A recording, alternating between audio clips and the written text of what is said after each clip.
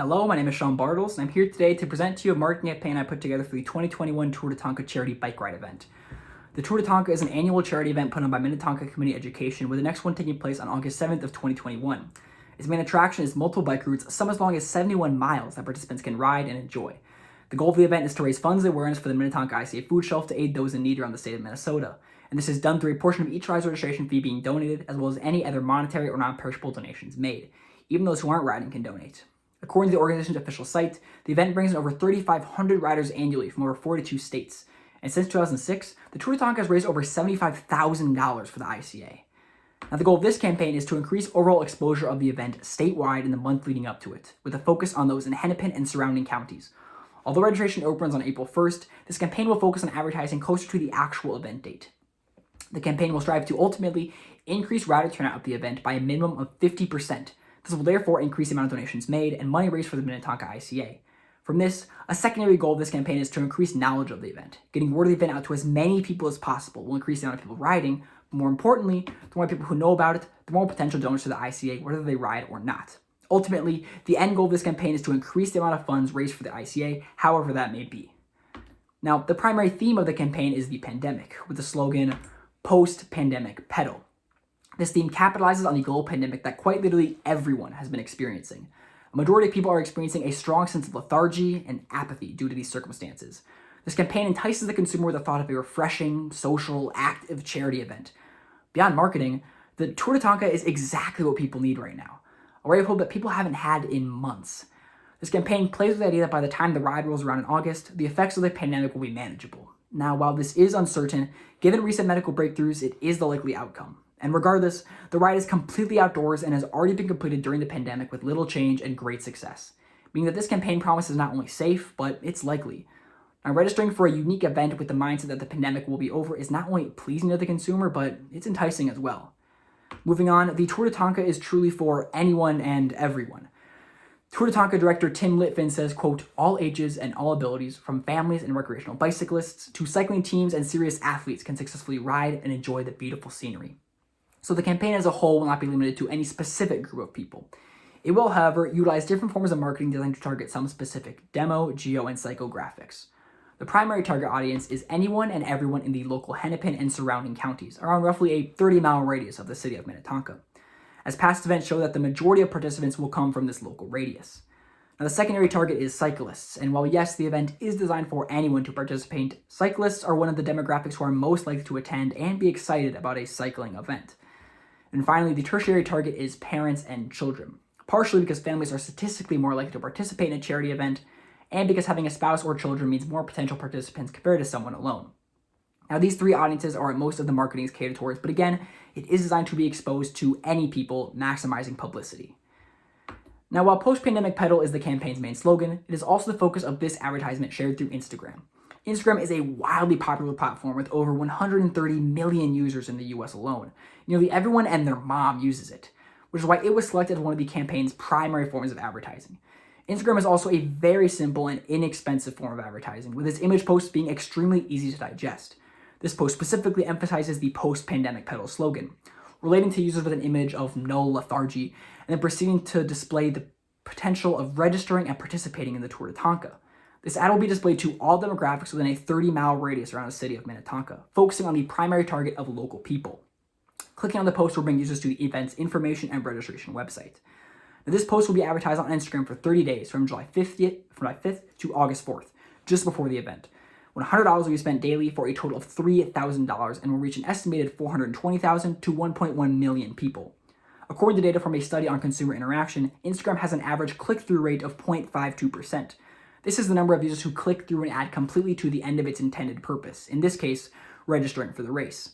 Because of the local and physical nature of this event, and given the current socioeconomic climate, it is more realistic to have this value to 0.26% for this case.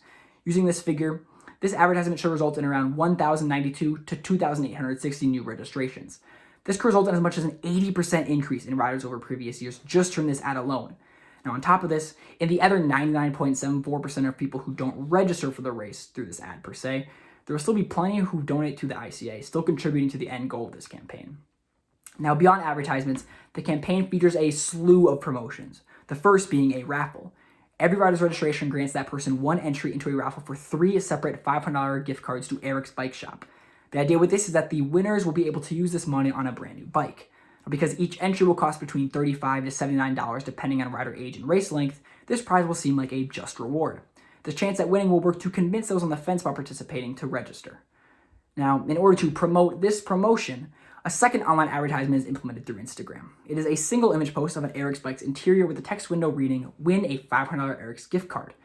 The caption of the post explains how the promotion works and compels readers to, quote, "ride the post-pandemic pedal on a new set of wheels." Now, clicking on the post once again brings the user to the registration website. And while the goal of the first advertisement was to spread word about the event, the goal of this one is to inform users about the raffle in order to further persuade them to register. This post will be advertised for only 15 days prior to the event from July 20th to August 4th, thus sparking the interest in the prize closer to the actual event date. This post will once again be displayed only to those in a 30-mile radius of Minnetonka, and at a budget of $100 a day, the total cost will be $1,500, with an estimated reach of 210,000 to 560,000 people. Using the same figure of a 0.26% click-through rate, this post should result in roughly 546 to 1,456 new registrations. This advertisement is very similar to the last one. It's simply advertising the event in a different, more enticing way. Now, changing gears from social media advertisements, this campaign will also seek to obtain a spot in a local news broadcast. KARE 11 News was and is one of the biggest news sources in Minnesota. KARE has won the coveted demographic of viewers 25 to 54 years old in almost every Nielsen's rating sweeps period since the late 1980s. This is the age range of nearly all parents of children, so taking advantage of the news station's viewership will allow knowledge of the Tour de Tonka to reach not only that critical demographic, but the entire state. And being a state news station, KARE 11 has proven to be very open to hosting local stories and will no doubt give Tour de Tonka a spotlight. So, roughly 2 weeks before the event on Friday, July 23rd, KARE 11 will broadcast a news story on the Tour de Tonka during the 6 p.m. programming. This time frame is important because it is soon enough to give people time to think and plan, but close enough to the event date to create a sense of urgency and excitement to register. This broadcast will consist of a brief summary of the event, making sure to touch on the ride itself, the cause the funds go to, the success of the event in the past, the raffle, and most importantly, the registration buy one get one that begins the next day. There will then be spokespeople from the event. These will consist of organizers of the event, past riders, and most importantly, parents and children, thus covering most bases and appealing to all demographics, but specifically families. Now, these excerpts will focus more on the subjective aspects of the event, such as the beautiful scenery, the enjoyment of the riders, the appreciation of the organization and execution of the event, and how much they encourage others to participate. Now, 2 studies by Pew Research Center concluded that 47% of Americans watch the news on TV, and 66% of Americans view their news between 5 p.m. and 9 p.m. Although the channel broadcasts even beyond Minnesota, for realistic numbers, these stats will be applied to just the state. Now, applying 66% of 47% of Minnesota's 5.64 million population results in an estimated reach of 1.75 million people. So while there aren't exact figures on how many people will view this broadcast, it can be reasonably presumed that it will reach a large audience in the state. The result of this broadcast will be a large amount of informed and willing viewers, increasing not only the amount of participants, but also the amount of donations from non-riders. In addition, given that this is a community news story consisting of volunteer speakers, the total cost for this will be negligible, if not completely null. Now, as I just briefly mentioned, in order to further increase registration during the weekend of July 24th to July 25th, registration will buy one, get one at 50% off. While I'm not the one who runs the website, the offer could be displayed in a manner similar to this illustration. This will be the weekend right after the news broadcast, so not only will knowledge of the event be at an all-time high, but interest will be peaked as well. This created atmosphere on top of a limited availability will create a large desire to purchase. And 50% off is a perfect amount because it will no doubt increase purchases, planned or impulsive, while at the same time ensuring that there isn't a significant loss of revenue. The time frame is relatively small, thus increasing the urgency of purchase, bringing in many customers who would not have otherwise purchased. Now, additionally, this deal, unlike a regular individual ticket sale, requires the purchase of multiple tickets to take advantage of, directly increasing the amount of riders, further contributing to the ultimate goal of this campaign. Now, the exact amount of purchases made during this time is impossible to predict, but for budgeting purposes, based off of the previous year's 3,500 riders and the statewide news broadcast the day before, a reasonable estimate is that around 250 tickets will be purchased during the buy one, get one. 250 in pairs means 125 tickets for an average of $30 off, resulting in an estimated $3,750 in loss. However, if the same 250 tickets figure is applied to the $60 and respective $30 gained, then the event is earning an additional $11,250. Of course, these are only rough estimates. Exactly how much of that money would have been made without the deal isn't known and doesn't matter. The bottom line is that it is a benefit. Now, The campaign's final form of advertisement is a little different. Although our society is becoming ever more virtual, there still exists a market in the physical world. Cyclists, while being one of the target audiences of the Tour de Tonka, are also the ones who spend most of their time outside. The best way to advertise to a demographic is to relate to their expertise. To do this, event organizers and volunteers will collect 25 used, old, or non-functional bikes, which can be acquired from various sources like eBay, bike shops, and community members. The bikes don't even have to function, so while the bikes collected will vary drastically in value, it's safe to estimate that 25 not-so-functional bikes will average out to around $25 a piece, for a total of around $625. Along with this, cheap bike locks can be purchased on Amazon for around $8 each. Now the bikes will then be spray painted completely blue with the Tour de Tonka logo placed over both sides of each wheel. It's difficult to get an accurate representation virtually, but they will look something similar to the figure pictured. Then, on July 1st, these bikes will be locked to bike racks in popular cycling locations around the state, such as Rochester, Great River Road, and Minnehaha Creek. These bikes will be spread out in places all across Minnesota with the goal of attracting those who may be geographically farther away, but are more likely to participate in a cycling event. These bikes will then be retrieved on August 9th to hopefully be reused the next year. Ultimately, this unique form of advertising, while requiring a relatively low cost, is sure to grab the attention of our arguably most important audience and increase event turnout from cyclists. Now, all these parts of the campaign are moderately condensed chronologically. While registration opens on April 1st, campaign activities began roughly a month before the event on August 7th, with many being implemented periodically in the weeks prior to the ride. As you can see, the campaign is relatively simple, and nearly all promotions and media are ceased shortly before the event.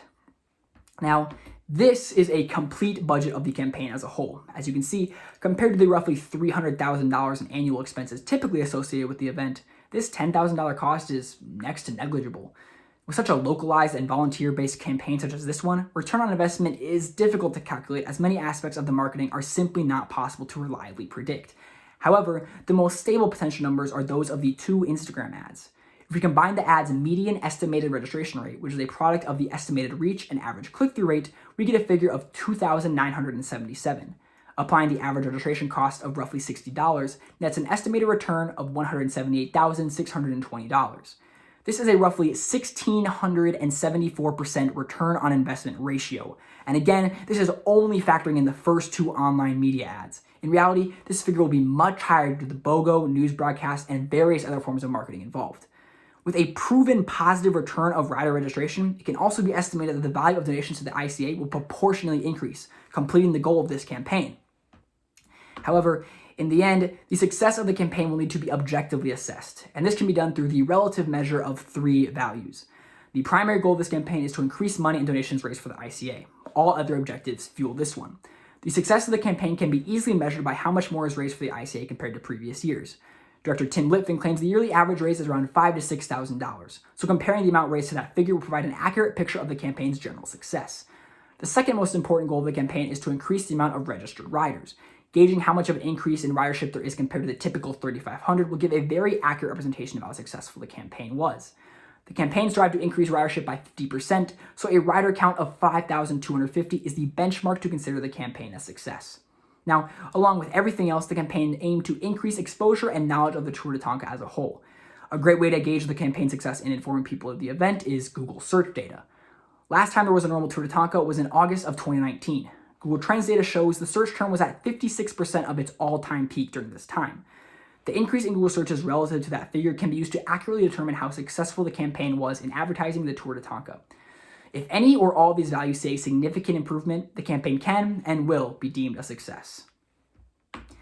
And that wraps it up for my campaign overview. I thank you for your time, and if you have any questions, please feel free to ask. Otherwise, don't hesitate to contact me in the future. Thank you.